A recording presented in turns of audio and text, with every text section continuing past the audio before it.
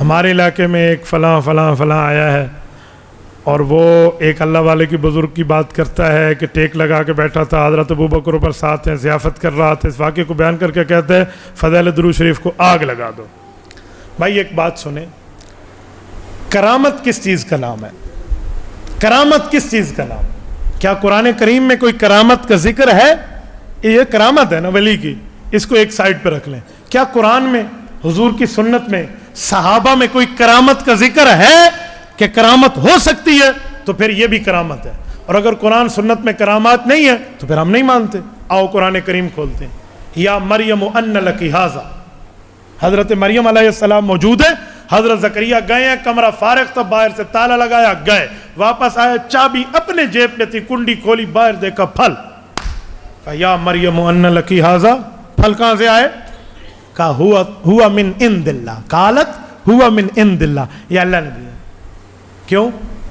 کنڈی تو بند ہے، تالا لگا ہوا ہے، دروازہ بند ہے، زکریا علیہ السلام کے علاوہ کوئی اور آتا جاتا نہیں ہے، پھل کیسے آئے؟ حضرت مریم نبی تو نہیں ہے کہ تم معجزہ کہو، حضرت مریم اللہ تو نہیں ہے کہ تم قدرت کہو۔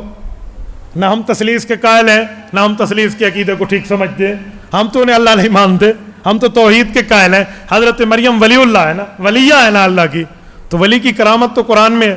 تو جب کرامت قرآن میں ہے تو کرامت کا انکار نہیں ہوتا، تو اس کرامت کا انکار آپ کیوں کرتے ہو؟